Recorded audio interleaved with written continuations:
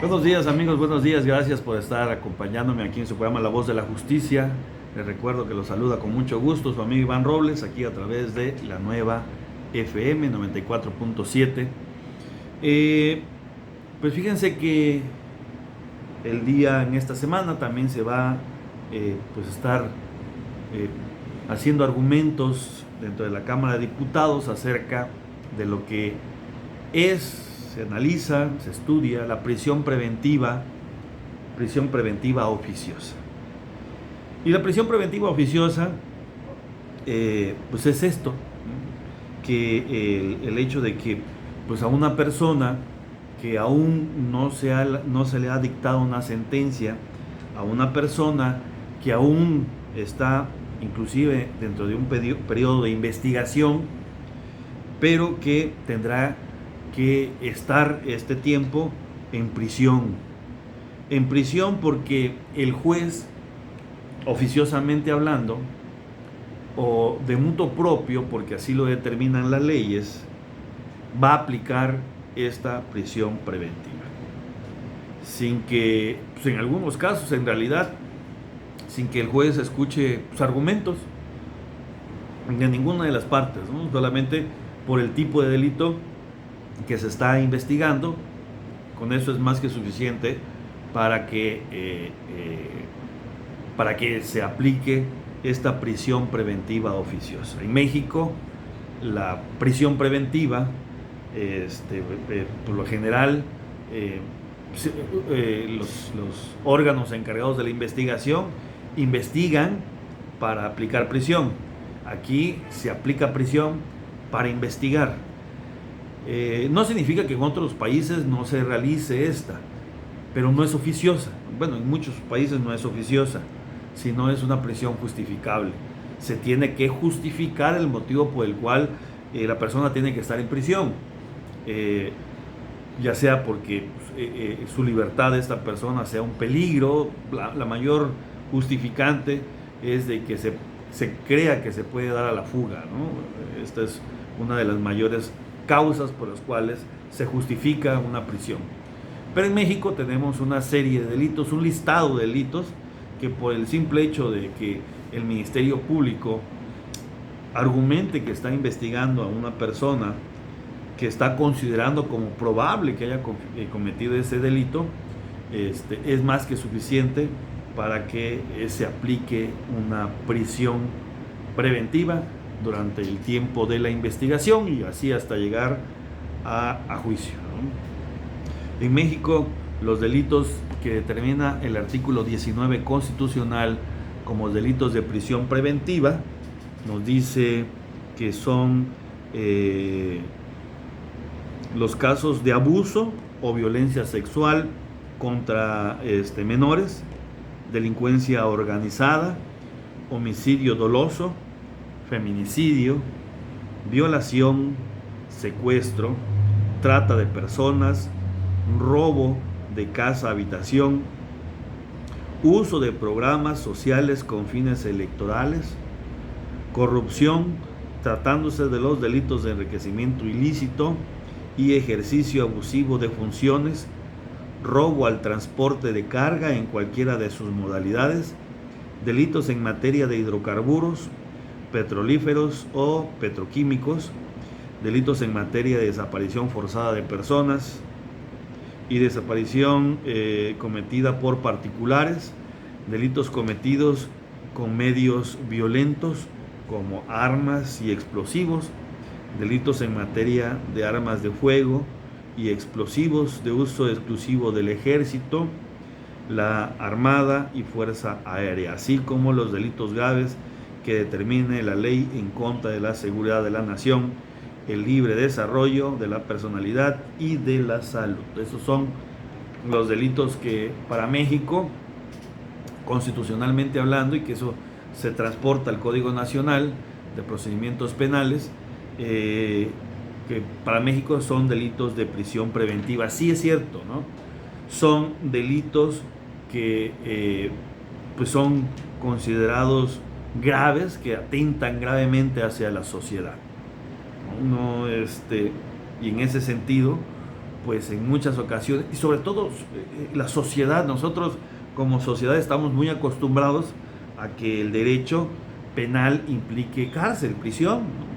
Si no vemos a una persona que está siendo procesada, que ha sido acusada, y si no la vemos que está entre las rejas, pensamos que no funciona, ¿no? Que no sirve, que todos son actos de corrupción, que hay actos de corrupción desde la policía, Ministerio Público y jueces. No digo que no existan estos actos de corrupción, sino que en muchas ocasiones la libertad de las personas no se da porque sea el contentillo de cada uno de nosotros como sociedad, sino porque en muchas ocasiones la propia ley da la oportunidad para que las personas obtengan su libertad. Inclusive los estados, los gobiernos, las autoridades encargadas de la Procuración de Justicia, muchas ocasiones hacen situaciones ilegales con la finalidad de que las personas estén en prisión. Y yo siempre he dicho pues estos actos ilegales que hacen las propias autoridades, pues son reglas que hace el propio Estado, y que es el propio Estado el que corrompe las reglas, ¿no? Destruye estas reglamentaciones. Ahora, también hay que tomar en consideración un aspecto, un derecho humano, que es el derecho humano a la presunción de inocencia. Los derechos humanos, el Pacto de San José, la Comisión Interamericana de Derechos Humanos, los códigos determinan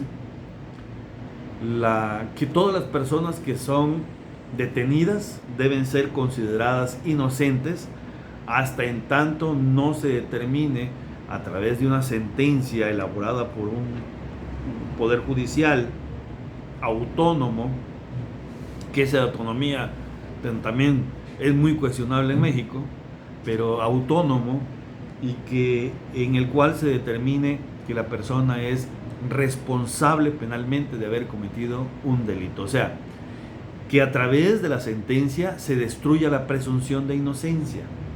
En nuestro México, desafortunadamente, esta presunción de inocencia pues no se lleva a cabo de forma tal, ¿no? Desde los medios de comunicación, que en muchas ocasiones los medios pues cuestionan acerca de esta presunción de inocencia, o muchos medios determinan cuando una persona apenas está siendo acusada, cuando una persona es detenida en flagrancia, o cuando una persona es detenida por una orden de aprehensión. Desde ese momento, en muchas ocasiones, los medios crucifican a las personas, ¿no? Y aún entendiendo, quiero pensar que así suceda, espero que realmente así suceda, la mayor parte de los medios tenga el conocimiento de la existencia de la presunción de inocencia, porque pues alguien que está en medios de comunicación y que no tuviera por lo menos este conocimiento, pues entonces estaría dando una información no correcta, no del todo correcta. Entonces, esta presunción de inocencia existe desde antes de que en México, de la reforma del 2020, en el cual se incluyó en el artículo primero pues la protección de los derechos humanos.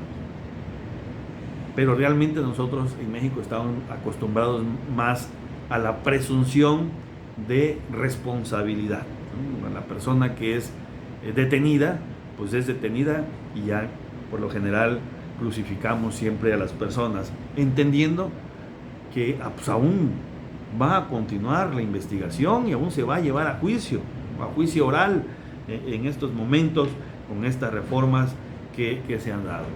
Pero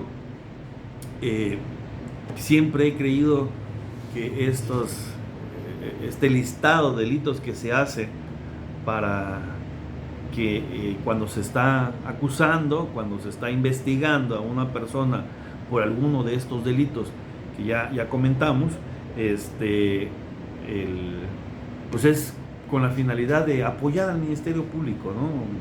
Echarle la mano al Ministerio Público, porque la verdad es que en la práctica se hace muy complejo que el Ministerio Público pueda acreditar la existencia de algún riesgo o algún peligro que se pudiera dar si una persona se le concede la libertad en algún delito. Inclusive algunos ministerios públicos hacen alusión que independientemente del tipo de delitos o que sean algún delito de los que no está en esta lista del 19 constitucional, pero por la posible penalidad que existe, pues ya con eso hay un riesgo de fuga, ¿no? Cuando pues el riesgo tendría que ser acreditado y probado, no solamente con el hecho de el tipo de delito por el cual se está investigando. Nosotros nos vamos a ir a nuestro siguiente corte y volvemos.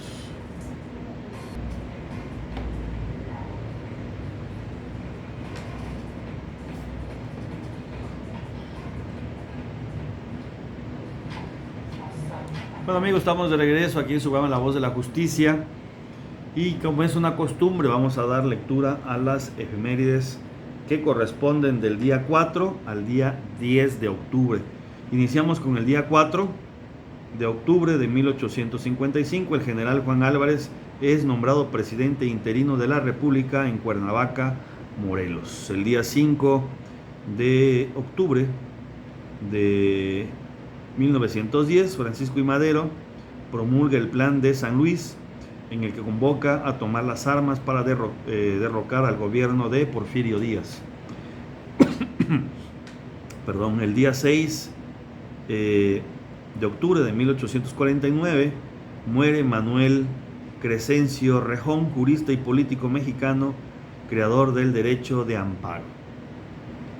El día 7 de octubre de 1994, el satélite mexicano Comunicaciones Solidaridad 2 es colocado en órbita.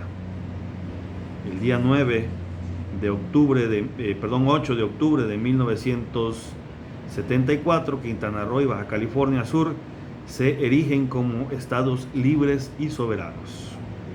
El día 9 de octubre de 1830 nace Ignacio L. Vallarta, jurista y político jalisciense, y el día 10 de octubre de 1903 el general Victoriano Huerta disuelve la Cámara de Diputados y encarcela a varios de sus miembros de esa ocasión. Así que pues ya para ir cerrando este programa, mis estimados amigos, pues comentarles que si es el que se pueda hacer análisis o estudio acerca de este delito de la prisión preventiva oficiosa que se encuentra en este listado de delitos que se aplica, es interesante, importante.